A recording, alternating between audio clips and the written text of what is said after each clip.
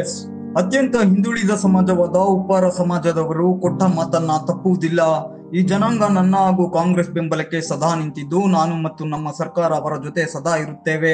ಉಪ್ಪಾರ ಸಮಾಜವನ್ನ ಎಸ್ಟಿ ವರ್ಗಕ್ಕೆ ಸೇರ್ಪಡೆಗೊಳಿಸಲು ಈಗಾಗಲೇ ಕುಲಶಾಸ್ತ್ರೀಯ ಅಧ್ಯಯನ ನಡೆಸಿ ಅದರ ವರದಿಯನ್ನ ಸದನದಲ್ಲಿ ಚರ್ಚೆ ನಡೆಸಿದ್ದೇವೆ. ಈ ಜನಾಂಗವನ್ನ ಎಸ್ಟಿ ವರ್ಗಕ್ಕೆ ಸೇರಿಸಲು ಶೀಘ್ರದಲ್ಲೇ ಕೇಂದ್ರಕ್ಕೆ ಶಿಫಾರಸು ಮಾಡುವುದಾಗಿ ಸಿಎಂ ಸಿದ್ದರಾಮಯ್ಯ ಭರವಸೆ ನೀಡಿದ್ದಾರೆ. ನಂಜನಗೂಡು ಶ್ರೀಕಂಠೇಶ್ವರ ಸ್ವಾಮಿ ದೇವಸ್ಥಾನ ದಾಸೋಹ ಭವನದಲ್ಲಿ ಭಾನುವಾರ ಜಿಲ್ಲಾಡಳಿತ ಮತ್ತು ರಾಷ್ಟ್ರೀಯ ಹಬ್ಬಗಳ ಆಚರಣಾ ಸಮಿತಿಯಿಂದ ಏರ್ಪಡಿಸಿದ್ದ ಭಗೀರಥ ಜಯಂತ್ಯೋತ್ಸವ ಹಾಗೂ ಉಪ್ಪಾರ ಸಮುದಾಯ ಭವನದ ಶಂಕುಸ್ಥಾಪನಾ ಕಾರ್ಯಕ್ರಮದಲ್ಲಿ ಭಾಗವಹಿಸಿ ಅವರು ಮಾತನಾಡಿದರು. ಇದಕ್ಕೂ ಮುನ್ನ ಉಪ್ಪಾರ ಪೀಠದ ಶ್ರೀ ಪುರುಷೋತ್ತಮಾನಂದಪುರಿ ಸ್ವಾಮೀಜಿ, ಸಚಿವ ಕೆ ವೆಂಕಟೇಶ್, ಶಾಸಕ ಸಿ ಪುಟ್ಟರಂಗಶೆಟ್ಟಿ, ದರ್ಶನ್, ಧ್ರುವ ನಾರಾಯಣ್, ಅನಿಲ್ ಚಿಕ್ಕಮಾದು, ಎಆರ್ ಕೃಷ್ಣಮೂರ್ತಿ, ಎಂಎಲ್ಸಿ ಯತೀಂದ್ರ ಸಿದ್ದರಾಮಯ್ಯ ಸೇರಿದಂತೆ ಇತರೆ ಗಣ್ಯರುಗಳೊಂದಿಗೆ ಕಾರ್ಯಕ್ರಮವನ್ನು ದೀಪ ಬೆಳಗಿಸಿ ಮಹರ್ಷಿ ವಾಲ್ಮೀಕಿ ಭಾವಚಿತ್ರಕ್ಕೆ ಪುಷ್ಪಾರ್ಚನೆ ಮಾಡುವ ಮೂಲಕ ಬೃಹತ್ ವೇದಿಕೆ ಕಾರ್ಯಕ್ರಮವನ್ನು ಉದ್ಘಾಟಿಸಿ ಉಪ್ಪಾರ ಸಮುದಾಯ ಭವನದ ನಾಮಫಲಕ ಪರದೆ ಎಳೆಯುವ ಮೂಲಕ ಶಂಕುಸ್ಥಾಪನೆಯನ್ನ ನೆರವೇರಿಸಿದ್ರು. ಸನ್ಮಾನ್ಯ ಶ್ರೀಯುತ ಸಿದ್ದರಾಮಯ್ಯ ಇವರ ಅಮೃತ ಹಸ್ತದಿಂದ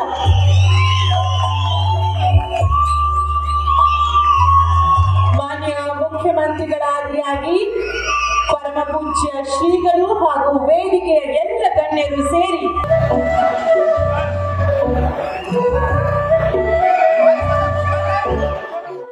ಈ ವೇಳೆ ಮಾತನಾಡಿದ ಸಿಎಂ ಸಿದ್ದರಾಮಯ್ಯ, ಉಪ್ಪಾರ ಜನಾಂಗ ನನ್ನನ್ನು ಮತ್ತು ಕಾಂಗ್ರೆಸ್ ಪಕ್ಷವನ್ನ ಬೆಂಬಲಿಸುತ್ತಾ ಬಂದಿದೆ.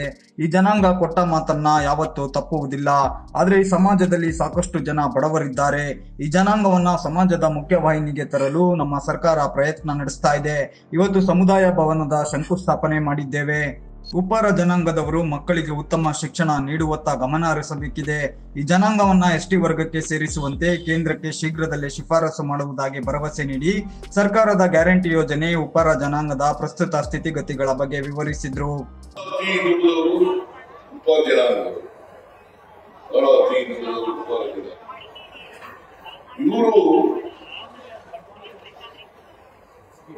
ಮೊದಲೇ ಬಡತನ, ನಿರುದ್ಯೋಗ,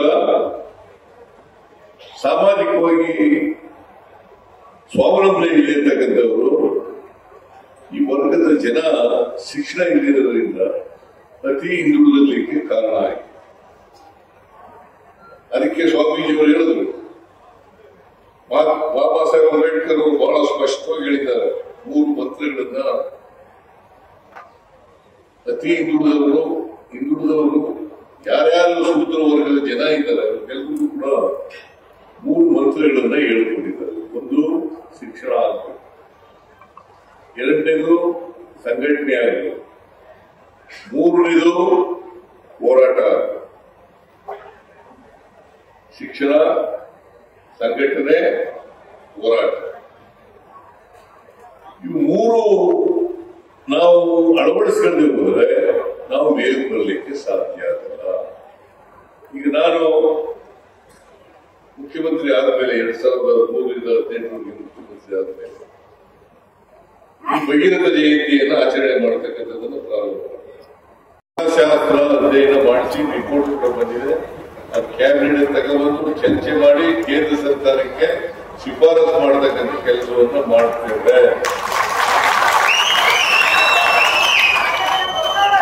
ಶಿಫಾರಸು ಮಾಡಬೇಕಲ್ವಾ? ಮಾಡಬೇಕಲ್ವೇನ್ರಿ? ಸುಮ್ಮನೆ ಕೂತ್ಕೊಂಡಿದ್ದೀರಿ. ನಾವು ಇಲ್ಲಿ ನೀವು ಬಹಳ ಒಳ್ಳೆ ಜನ, ಬಟ್ ಮಾತನಾಡಿ ನಡ್ಕೊಳ್ತಾರೆ.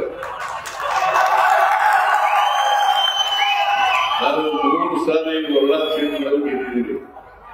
ನಾನು ಚಾಮುಂಡೇಶ್ವರದಲ್ಲಿ ಅಷ್ಟೊಂದು ಉತ್ಪಾದನೆ ಜನಾಂಗ ಇರಲಿಲ್ಲ. ವರ್ಣಾ ಕ್ಷೇತ್ರದಲ್ಲಿ ಉತ್ಪಾದನೆ ಚೆನ್ನಾಗಿ ಜಾಸ್ತಿದ್ದಾರೆ.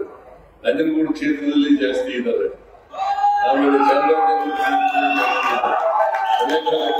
ಜಾಸ್ತಿ ಇದ್ದಾರೆ. ಕೃಷ್ಣಮೂರ್ತಿ ಕಾನ್ಸ್ಟಿಟ್ಯೂನ್ಸಿಯಲ್ಲಿ ಜಾಸ್ತಿ, ಇವ್ರ ಗುಂಡ್ಲುಪೇಟೆಯಲ್ಲಿ ಜಾಸ್ತಿ. ಒಟ್ಟಾರೆಯಾಗಿ ಉಪ್ಪಾರ ಜನಾಂಗದವರು ನನಗೆ, ಕಾಂಗ್ರೆಸ್ ಪಾರ್ಟಿಗೆ ಬೆಂಬಲವನ್ನು ಕೊಡ್ತಾ ಇದ್ದೀರಿ. ಅದಕ್ಕೋಸ್ಕರ ನಿಮ್ಮೆಲ್ಲರಿಗೂ ಕೂಡ ಹೃತ್ಪೂರ್ವಕವಾದಂತಹ ಕೃತಜ್ಞತೆಗಳನ್ನ ಅರ್ಪಿಸಲಿಕ್ಕೆ ಬಯಸ್ತಾ ಇದ್ದೇನೆ. ಶಾಸಕ ದರ್ಶನ್ ಧ್ರುವನಾರಾಯಣ್ ಮಾತನಾಡಿ, ಉಪ್ಪಾರ ಜನಾಂಗದ ಸಮುದಾಯಕ್ಕೆ ಮುಖ್ಯಮಂತ್ರಿಗಳು ತಮ್ಮ ವಿಶೇಷ ಅನುದಾನದಲ್ಲಿ 1 ಕೋಟಿ ನೀಡಿದ್ದಾರೆ. ಇದಲ್ಲದೆ ನಂಜನಗೂಡು ಕ್ಷೇತ್ರಕ್ಕೆ 50 ಕೋಟಿ ವಿಶೇಷ ಅನುದಾನ ನೀಡಿದ್ದಾರೆ. ಕೊಟ್ಟ ಮಾತಿನಂತೆ ನಮ್ಮ ಸರ್ಕಾರ ಅಭಿವೃದ್ಧಿ ಕೆಲಸಗಳನ್ನ ಮಾಡುತ್ತಾ ಬಂದಿದ್ದು, ಉಪ್ಪಾರ ಜನಾಂಗದ ಬೆಂಬಲ ಮತ್ತು ಪ್ರೀತಿ ಪಕ್ಷ ಮತ್ತು ಕ್ಷೇತ್ರದ ಮೇಲೆ ಸದಾ ಹೀಗೆ ಇರಲಿ ಅಂತ ಮನವಿ ಮಾಡಿದ್ರು. ಒಂದು ವಿಚಾರವನ್ನ ಈ ವೇದಿಕೆ ಮೇಲೆ ಪ್ರಸ್ತಾಪವನ್ನ ಮಾಡಲಿಕ್ಕೆ ನಾನು ಬಯಸ್ತೇನೆ. ಈ ದಿವಸ ಒಂದು ಐತಿಹಾಸಿಕವಾದಂತಹ ದಿವಸ. ಯಾಕೆಂತಂದ್ರೆ ಬರುವಂತಹ ಮುಖ್ಯಮಂತ್ರಿಗಳು ಸಿದ್ದರಾಮಯ್ಯ ಸಾಹೇಬ್ರೆ ಸ್ವತಃ ಬಂದು ಜಯಂತ್ಯೋತ್ಸವದ ಆಚರಣೆಯಲ್ಲಿ ನಮ್ಮೊಟ್ಟಿಗೆ ಇವತ್ತು ಭಾಗವಹಿಸಿದ್ದಾರೆ. ಅದರಿಂದ ತಮ್ಮೆಲ್ಲರ ಪರವಾಗಿ ಗೌರವಪೂರ್ವಕವಾಗಿ ಮುಖ್ಯಮಂತ್ರಿಗಳಾದ ಸಿದ್ದರಾಮಯ್ಯ ಸಾಹೇಬರಿಗೆ ನಾನು ಧನ್ಯವಾದಗಳನ್ನ ವೇದಿಕೆ ಪರವಾಗಿ ನಾನು ತಿಳಿಸಲಿಕ್ಕೆ ನಾನು ಬಯಸ್ತೇನೆ. ಅದರಲ್ಲೂ ಬಹು ಮುಖ್ಯವಾಗಿ ಉಪ್ಪಾರ ಸಮುದಾಯ ಭವನಕ್ಕೆ ಇವತ್ತು ಸುಮಾರು 1 ಕೋಟಿ ರೂಪಾಯಿಗಳನ್ನ ಅವರ ವಿಶೇಷ ಅನುದಾನದಲ್ಲಿ ಇವತ್ತು ನೀಡಿರುವಂಥದ್ದು.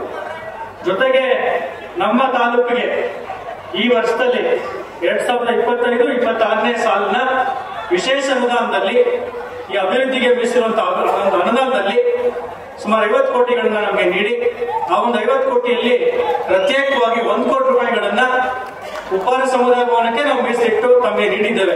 ಅದರಿಂದ ಒಟ್ಟಾರೆಯಾಗಿ ಸುಮಾರು 2 ಕೋಟಿ ರೂಪಾಯಿಗಳು ಮತ್ತೆ ಹಳೆಯ ಅನುದಾನ ಸುಮಾರು 25 ಲಕ್ಷ ರೂಪಾಯಿ ಇರುವಂತದ್ದು. ಸೊ ಒಟ್ಟಾರೆಯಾಗಿ ಸುಮಾರು 2 ಕೋಟಿ 25 ಲಕ್ಷ ವೆಚ್ಚದ ಅನುದಾನ ಇವತ್ತು ಉಪ್ಪಾರ ಸಮುದಾಯ ಭವನಕ್ಕೆ ಇವತ್ತು ನೀಡಿರುವಂತದ್ದು. ನಾನು ತಮ್ಮೆಲ್ಲರ ಪರವಾಗಿ ವೇದಿಕೆ ಪರವಾಗಿ ಗೌರವಾನ್ವಿತ ಮುಖ್ಯಮಂತ್ರಿಗಳಲ್ಲಿ ನಾನು ವಿಶೇಷವಾಗಿ ಶಾಸಕ ಸಿ ಪುಟ್ಟರಂಗ ಶೆಟ್ಟಿ ಮಾತನಾಡಿ, ಉಪ್ಪಾರ ಜನಾಂಗದ ಮೇಲೆ ಸಿದ್ದರಾಮಯ್ಯನವರಿಗೆ ಸಾಕಷ್ಟು ಅಭಿಮಾನವಿದೆ. ಹೀಗಾಗಿ ಇವತ್ತು ಸಮುದಾಯ ಭವನ ನಿರ್ಮಾಣವಾಗಿದೆ.